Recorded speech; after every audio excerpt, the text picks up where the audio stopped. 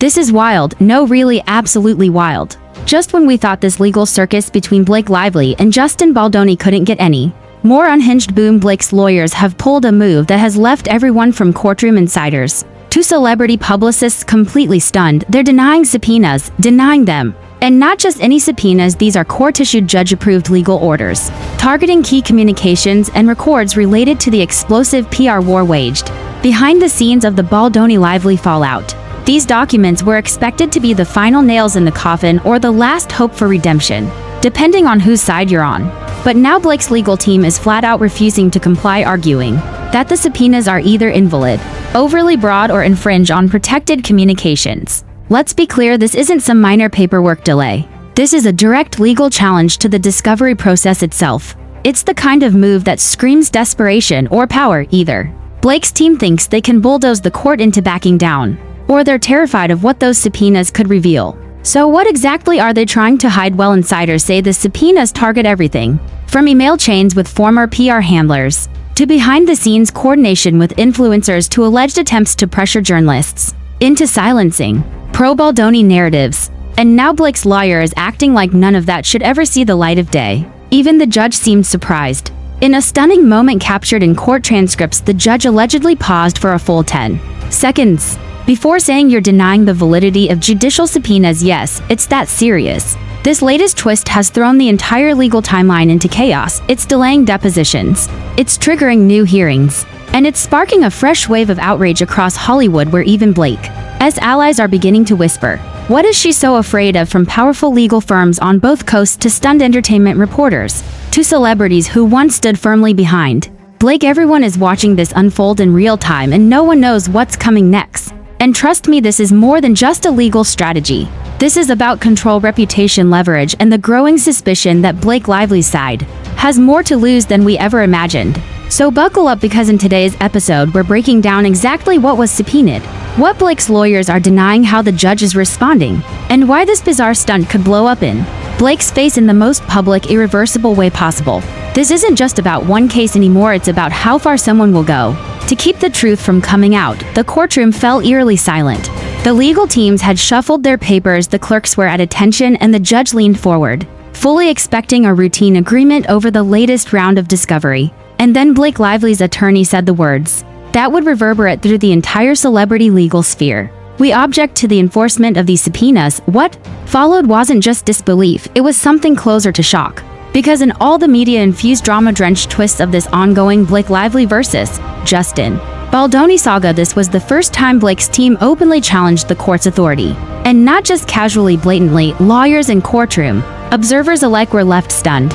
Subpoenas, court-approved, judge-signed orders to produce documents or testimony, are not optional. They're the lifeblood of discovery. They're what keep cases grounded in evidence, not narrative. To deny them, to question their very legitimacy, that isn't just bold, it's borderline reckless. Sources close to the proceedings say the subpoenas in question were specifically targeting to explosive areas. First, any and all internal communications from Blake's PR team, including email threads, draft statements, media coordination strategies, and communications with friendly influencers who had echoed talking points suspiciously aligned with Blake's public narrative. Second, a deep dive into coordination with content creators, YouTubers, podcasters, and even Instagram accounts who had spoken in favor of Blake, often using eerily similar phrasing and hashtags, some of whom were allegedly paid or promised exclusive access. The court wanted to know if these campaigns were authentic or if they were manufactured smear tactics. Blake's lawyer argued that these requests were overly broad, harassing,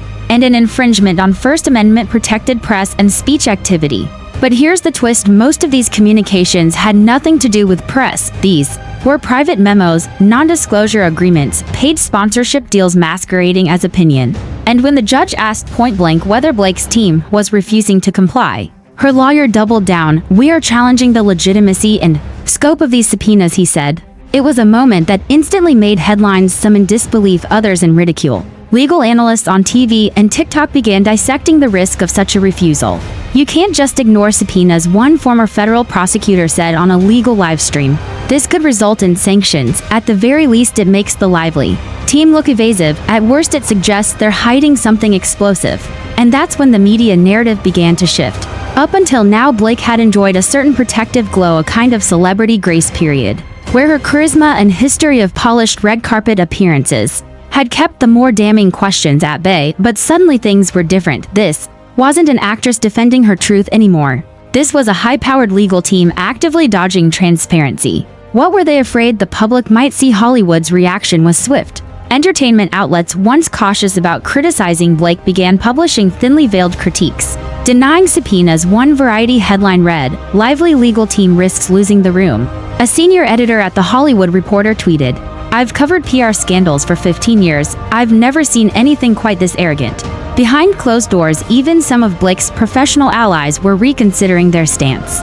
A branding consultant who worked on one of her recent fashion deals reportedly told a client she's a liability now. "It's starting to feel like she doesn't just have something to hide, she has everything to lose if this gets out." Meanwhile, Justin Baldoni's camp played it cool. His lawyers filed a simple motion to compel, citing the subpoena's full legal legitimacy and requesting that the court issue an order demanding immediate compliance. No press conferences, no grandstanding. Just a crisp strategic document that reminded the court and the public who was following the rules and who wasn't. That silence spoke volumes. For months, Baldoni had been painted as the aggressor by some of Blake's defenders, but now he was looking more like the reasonable one. The one trying to move forward with the truth, the one who had nothing to hide. And perhaps most damning of all was the shift happening in the influencer ecosystem. Accounts that had once rallied behind Blake, some of whom had shared her healing journey, posts her cryptic quotes about emotional survival, and her perfectly timed red carpet photos were now going suspiciously quiet. Engagement on her posts dropped. Comments began to pile up with phrases like, "Why are you hiding?" and "Just release the emails." Even Taylor Swift fan pages, once staunchly on Team Blake, were now avoiding the topic altogether. It was a small but measurable rupture in the once impenetrable media machine surrounding Lively. Legal experts began speculating on whether Blake's legal team had backed themselves into a corner. By refusing to comply, they triggered not only a potential sanctions hearing but also increased judicial scrutiny. The judge could now demand in-camera review of the withheld materials. Worse, the court could issue a ruling that Blake's team had obstructed discovery, which might allow Baldoni's lawyers to make more aggressive assumptions in their legal arguments. "This is a classic case of overreach," said one UCLA law professor during an emergency podcast recording. "They thought they could control the narrative by stonewalling, but all they've done is set off alarms. You don't deny a subpoena unless you're worried about what's inside." And just as the legal storm reached its crescendo, another twist hit the headlines. One of Blake's former assistants had allegedly been contacted by Baldoni's legal team and agreed to speak. No gag order, no NDA violations, just one person who had apparently grown tired of the lies. According to whispers, this assistant had access to internal Slack logs, media prep outlines, and even text messages where Blake reportedly described Justin as harmless but useful. If true, that testimony alone could completely undermine the emotional narrative Blake's side has crafted for over a year. Now all eyes are on the next hearing. The judge is set to rule on whether Blake's team will be forced to comply or if this standoff will escalate into a full-blown legal war, complete with sanctions, witness depositions, and possibly even a contempt of court ruling. And in the meantime, Hollywood waits, watching Blake's once flawless brand falter under the weight of one bad legal decision after another. Because the real story now isn't just about what Justin Baldoni may or may not have done. The story is about how far Blake Lively is willing to go to avoid the truth, and if her own legal team is willing to defy court orders to keep documents hidden. What exactly is inside those files? As the shock of the subpoena denial began to sink in, something even more damning started happening. People in Hollywood began jumping ship. The silence from those in Blake Lively's inner circle wasn't just uncomfortable. It was strategic silence, a silence born not out of loyalty but self-preservation. Because anyone still attached to Blake publicly after this kind of legal stunt knew they were gambling with their own reputation. And in an industry built on image and affiliation, that's not a risk many are willing to take. Within days, a series of quiet, barely noticeable but extremely telling moves began to take place. A major designer who had outfitted Blake for the Met Gala removed all photos of her from their Instagram feed. A cosmetics company she once fronted mysteriously pulled an ad campaign that was set to relaunch. A well-known lifestyle podcast that had previously invited Blake's PR team to co-curate an episode canceled the appearance without comment. These weren't coincidences, they were quiet retreats, one after another. What's more, this move by Blake's lawyer didn't just spook brand partners, it agitated the court. Judges do not take kindly to attorneys who try to bulldoze the system or delay discovery without cause, and this judge in particular has a reputation for being meticulous and above all firm. After reviewing the objections filed by Blake's counsel, the judge issued a rare and chilling statement in court. The court is deeply concerned by the apparent refusal to honor lawful discovery requests. The integrity of this process is not optional. Those words send a shockwave through both legal teams. Legal analysts were quick to interpret the warning. The judge was not just frustrated, he was laying the groundwork for potential contempt proceedings. If Blake's attorneys continued down this path, the court could impose sanctions, compel testimony, or even rule in favor of Baldoni's claims on procedural grounds. In other words, this move didn't just look bad, it jeopardized Blake's entire defense. Even more dangerous for Blake was the narrative fallout. The press caught wind of the judge's displeasure almost immediately. Headlines flooded the internet. Lively lawyer sparks judicial rebuke. Court questions Blake's legal ethics. Subpoena showdown turns ugly. For a celebrity who has carefully built an image on being composed, intelligent, and feminist forward, the optics were devastating. Now, instead of looking like a strong woman defending herself, Blake looked like someone using her legal team to manipulate the system. And that was the exact opposite of what her camp had spent over a year trying to sell to the public. Making matters worse, Blake's past interviews started resurfacing, and they weren't helping.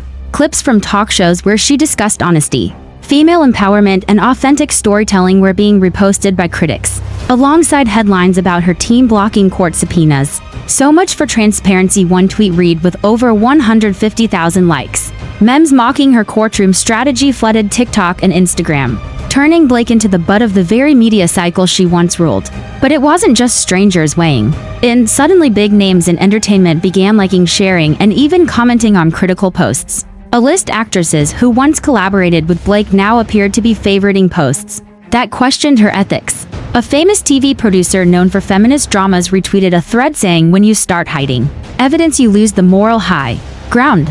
Even more pointed, Justin Baldoni himself reposted a quote to his Instagram stories that read, "The truth doesn't need defending, it just needs space to breathe." He didn't mention Blake. He didn't have to. And while Blake's PR team scrambled to contain the narrative, issuing a vague statement about protecting the dignity of all parties, it was too late. The court of public opinion had begun to turn. Even neutral reporters began using phrases like Lively's legal meltdown and strategic stall tactics. It was the clearest sign yet that the media, once hesitant to cast judgment, was now circling. Meanwhile, Baldoni's legal team began their next move. If Blake's lawyers wanted to play hardball with the subpoenas, they would hit back just as hard. New filings were submitted requesting emergency judicial review, including proposed witness lists with the names of former employees, stylists, and even Blake's ex-publicist, the same one allegedly linked to a hush campaign aimed at silencing pro-Baldoni sentiment online. That was the moment the case tipped. Because if those witnesses were allowed to testify and their communications entered into the record, it could completely dismantle Blake's narrative. The core of her argument, the emotional and psychological framing of Justin as manipulative, could be legally and publicly challenged in a way she couldn't PR spin out of, especially if her own former team members contradicted her timeline, her claims of emotional harm, or the allegations she leaked to sympathetic outlets. One insider even claimed that the assistant mentioned in the last hearing had voice memos, recordings of coaching sessions Blake allegedly ran before interviews, rehearsing responses and instructing her team on which emotional language would land best. That's not trauma, that's strategy. And if those recordings exist, they would not only be admissible, they would be devastating. At this point, Blake's attorneys faced a choice: comply with discovery and allow the documents and communications to be reviewed, or continue the fight and risk an outright collapse of their credibility in front of the judge. Either way, the damage was done. Public trust had eroded, celebrity support was crumbling, and the one card Blake thought she still held, controlling the narrative through silence and PR leverage, was slipping away. As for Justin Baldoni, he remained quiet. No interviews, no statements, no comments. His team understood something crucial. Every time Blake's lawyers panicked, every time her team obstructed or dodged, it made Justin look stronger, steadier, and more honest. That's the thing about legal fights in Hollywood. They're never just about facts, they're about behavior. Who flinches, who hides, who fights fair. And right now, the scoreboard wasn't in Blake's favor. In the days leading up to the next hearing, Blake was noticeably absent from public life. No appearances, no paparazzi strolls, no Instagram posts. Rumors swirled that her team had gone into crisis mode, holding late-night Zooms with crisis PR firms' attorneys, and brand consultants to plan their next steps. But the writing was already on the wall. Denying the subpoenas wasn't just a tactical mistake, it was a catastrophic miscalculation. One that might cost Blake the very thing she values most: control over her image. And so the question now isn't whether Blake will be forced to comply. The real question is what happens when the truth finally comes out, because if she's hiding nothing, why risk everything to stop the court from looking by the time the courtroom doors opened again? The atmosphere was entirely different, tense, electric. There was no longer any confusion over what this was: a war over control, truth, and damage containment, and everyone knew it. The press pool had doubled in size. Legal bloggers filed into the back benches with laptops ready. Even other celebrity attorneys not involved in the case were seated quietly in the gallery, just to witness the firestorm unfold. All eyes were on Blake Lively's team. Because when a legal team challenges subpoenas in open court, the next step isn't a press release, it's a reckoning, and the judge delivered it. In a voice that was calm but razor-sharp, the judge addressed the courtroom and said the court has reviewed both the scope and the justification of the subpoenas issued. In this matter, I find no basis for their denial. And just like that, Blake Lively's attempt to stall discovery formally collapsed. The judge ordered immediate compliance and gave Blake's team 5 business days to begin releasing all relevant materials or face escalating court sanctions, including monetary penalties and possible evidentiary consequences. That meant everything. Blake's team had worked to suppress communications with PR firms, influencer strategies, NDA-covered messages, and even internal Slack channels were now subject to legal review and potential public exposure. The courtroom was silent, but outside, the noise was deafening. News alerts went live within minutes. Judge shuts down Lively's legal games. Blake ordered to release hidden docs. Baldoni scores major victory in discovery fight. And for the first time since this saga began, even mainstream non-entertainment outlets like CNN and The Atlantic were picking up the story not as celebrity fluff, but as a case study in legal manipulation and reputation warfare. Backstage in Hollywood, people were whispering, but now in full sentences. One showrunner reportedly told a colleague she messed up. You can't outmaneuver the court and then hope the media will save you. Others began wondering aloud whether this could actually go as far as a perjury trap, especially if it turned out Blake had made public statements that contradicted internal documents or sworn statements. Even her own legal allies, who had backed her filings in the early stages of the lawsuit, began softening their tone. One respected civil attorney said during a panel, "It's one thing to defend a client's rights. It's another to openly block the process. That crosses into bad faith." And that's exactly how the court was beginning to interpret it, not just as delay but as defiance. And while the judge had stopped short of outright contempt proceedings, the next phase of this trial would determine whether Blake's legal strategy had crossed the line from adversarial to abusive. Meanwhile, Justin Baldoni's team used the momentum with surgical precision. Rather than gloating in public, they filed quietly for expanded access to additional documents, specifically the communication between Blake's crisis PR firms and certain anonymous Twitter accounts that had been aggressively targeting Baldoni's reputation. The implication that Blake's team may have been orchestrating online harassment as part of a broader misinformation campaign. If that accusation holds up in court, it could have serious consequences, not just reputational but financial. It would open the door to counterclaims, defamation, countersuits, and punitive damages. And as one legal analyst put it, if it can be proven that Lively weaponized public narratives with malicious intent, this stops being a defense case. It becomes an attack with consequences. But the most devastating twist wasn't filed in court. It came from a leak. An anonymous source from within a third-party PR agency not directly affiliated with Blake, but adjacent to one of her campaigns, leaked internal emails to a journalist at the Cut. The emails, dated from early in the legal feud, included detailed instructions about how to reframe Justin Baldoni's public persona, using key phrases like emotional volatility, manipulative charm, and soft boy gaslighting. The documents also referenced strategic coordination with lifestyle influencers to organically seed certain talking points and tag each other to increase reach. The problem, those same phrases were used in Blake's official court documents. Months later, the implication was clear: the emotional narrative against Justin may have been crafted first by PR and only later folded into Blake's legal case. That's not just unethical, it's potentially fraudulent if it influenced sworn testimony. Public reaction was immediate and explosive. Within hours, the hashtag Justice for Justin was trending on X, formerly Twitter. Prominent feminist thinkers like Roxana Gay and legal influencers like Emily D. Baker weighed in, questioning the ethics behind weaponizing victimhood for legal advantage. Even longtime supporters of Blake found themselves re-evaluating the entire narrative, and perhaps, most shocking, Taylor Swift finally appeared to be stepping away. While she didn't issue a public statement, fans noted that she unfollowed several Instagram accounts tied to Blake's styling and brand team. That may seem small, but in Swift's carefully curated digital world, those actions are often more powerful than words. One pop culture journalist put it bluntly: Taylor knows exactly what she's doing. That unfollow is a message she doesn't want to go down with this ship. By the end of the week, Blake Lively's position had deteriorated from bad to potentially unrecoverable. Her team had overplayed their hand, and now the truth they tried to suppress was not only coming out, it was being amplified by the very people who once protected her. And what about Justin Baldoni? He walked into the next hearing calm, collected, and confident.